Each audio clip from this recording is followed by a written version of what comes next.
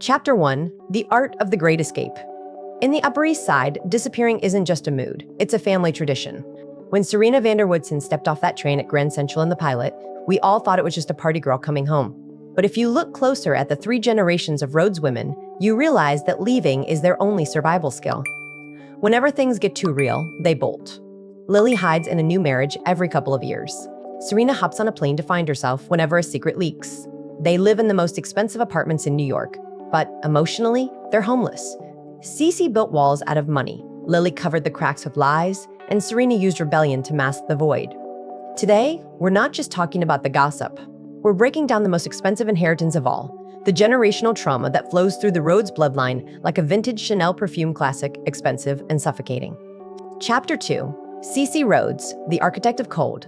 To understand the mess, we have to start with the source, CeCe Rhodes. On the surface, she's just your typical icy socialite grandma.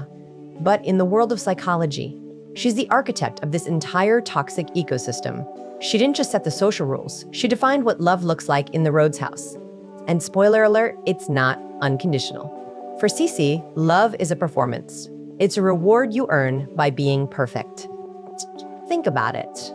Every time CeCe is on screen, she's using money or the family name as a weapon. She doesn't see Lily or Serena as human beings. She sees them as brand ambassadors. If you play by her rules, you're in. If you show a single crack or human flaw, she'll cut you off without blinking. This is what we call conditional parenting. And it taught Lily a devastating lesson at a very young age. Being liked is more important than being known. In CeCe's world, the truth is the enemy of the image. She crushed Lily's rebellious spirit and her love for rock and roll by making her feel that her real self was a disgrace to the Rhodes name. CeCe's greatest crime wasn't being mean. It was convincing her daughter that if you aren't perfect, you aren't worthy of love. That coldness was gift-wrapped in elegance and handed down to Lily, who spent the rest of her life trying to fix a wound she didn't even realize was there. Chapter 3: Lily and the Architecture of Abandonment. If CeCe was the one who drew the blueprint of this toxic house, Lily van der Woodsen is the one who spent her whole life trying to decorate it so no one would see the mold in the walls. To the public, Lily is the peak of Upper East Side grace. But look closer at her track record, and you'll see a woman who is professionally terrified of her own emotions. Lily's life is built on what I call the architecture of abandonment. Because she was never truly seen or held by CeCe, she grew up believing that people are like furniture. You swap them out when they no longer fit the aesthetic of the room. Let's talk about her marriages. Lost count. But it's not because Lily is a romantic, it's because she is a validation addict. Every time she walks down the aisle, she's trying to find a man who can provide the external structure that she lacks internally. She chooses powerful men like Bart Bass because his ruthlessness feels familiar. It feels like CeCe. Then she chooses good men like Rufus because she wants to believe she's a better person than she actually is. But the moment things get messy, the moment a husband or a child requires her to be vulnerable and honest, she hits the eject button. Case study: the institutionalization of Eric. This is arguably Lily's darkest moment. When her son, Eric, tries to take his own life, Lily's first instinct isn't, how do I heal my child? It's, how do I hide this from the board members? She forces him into a facility not just for help, but for containment. To Lily, a depressed child is a flawed product that ruins the Rhodes family picture. By choosing image over honesty, she repeated CeCe's exact crime. She told her child that his pain was an embarrassment. This creates a vicious cycle of emotional gaslighting. Lily will look you in the eye with a glass of Pinot Grigio in her hand and tell you she's doing everything for your own good, while she is actively dismantling your sense of reality. She doesn't realize that every time she chooses a secret over a truth, she is abandoning her children just as surely as if she had walked out the door. She isn't just a mother, she's a gatekeeper. She spends so much energy guarding the gates of her reputation that she never notices her children are starving for affection inside the castle. For Serena and Eric, growing up with Lily meant learning that you are only safe as long as you are perfect. And as we're about to see with Serena, that pressure doesn't just create diamonds, it creates explosions. Chapter 4: Serena and the Inheritance of the Great Escape. Now we get to the golden child, Serena van der Woodsen. If Lily is the one who hides the secrets, Serena is the one who tries to outrun them at 100 miles per hour. Everyone in the Gossip Girl universe wants to be Serena. She's effortless, she's radiant, she's the it girl.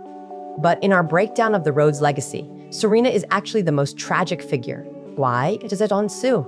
Because she is the embodiment of the void. Serena's entire personality is a defensive mechanism. You've noticed her catchphrase, right? I have to go. She says it in almost every episode. That's not just bad writing, that is a clinical symptom.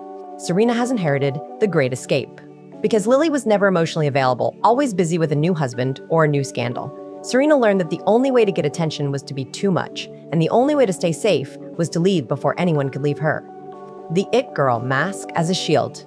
Being the center of attention is Serena's way of hiding in plain sight. If everyone is looking at her dress, her hair, and her latest party, no one is looking at the girl who is terrified that she's actually empty inside. She uses her charm as a weapon to keep people at a distance. She'll let you fall in love with her, she'll let you obsess over her, but the second you try to hold her accountable, he vanishes. The cycle of impulsivity. Think about her relationship with her father, William Vander Woodson. The man is a literal villain who gave her mother fake cancer, yet Serena spends years chasing him. Why does it ensue?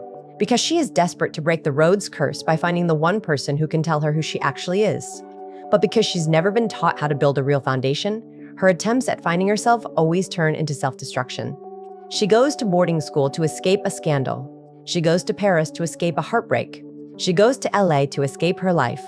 But as the saying goes, wherever you go, there you are. Serena is a bird who thinks that if she just finds the right cage, she'll finally be free. She doesn't realize that the cage isn't the Upper East Side. It's the pathology of her own name. She isn't running to something. She is running from the fear that if she ever stopped moving, the weight of 3 generations of loneliness would finally catch up to her. Chapter 5. Weaponized crisis as communication. In a normal family, you pick up the phone to say, I love you, or how was your day? But in the Rhodes family, vulnerability is a weakness that can be used against you. So, how do you get your mother to look at you? How do you get your daughter to stay in the same room for more than 5 minutes? You weaponize a crisis. This is the most twisted part of their dynamic. Drama is their only love language. For CeCe, Lily, and Serena, a high-stakes scandal is the only thing that justifies a moment of genuine connection. They don't know how to be a family in the quiet moments, so they subconsciously orchestrate or lean into catastrophes to force each other's presence. Think about the fake cancer plot with William Vander Woodson. While it was William's scheme, look at how the Rhodes women reacted. For a brief moment, they were a unit. They were huddled together, whispering in hallways, protecting each other. The crisis gave them a script to follow. Without a disaster to manage, they are just strangers who share a bloodline and a penchant for expensive coats. The performative trauma trap. They use their pain as a tool for emotional leverage. When Serena wants Lily's attention, she doesn't ask for a hug, she gets arrested or caught in a sex tape scandal. When Lily wants to control Serena, she doesn't set boundaries, she files a legal injunction or hides a dark secret from the past. It's a cycle of crisis bonding. The problem is that this ensures no one ever actually heals. If you heal your trauma, you lose your reason to connect. If Serena becomes a stable, healthy adult, she becomes boring to the family narrative. If Lily stops being the victim of her husband's, she has to face the emptiness of her own soul.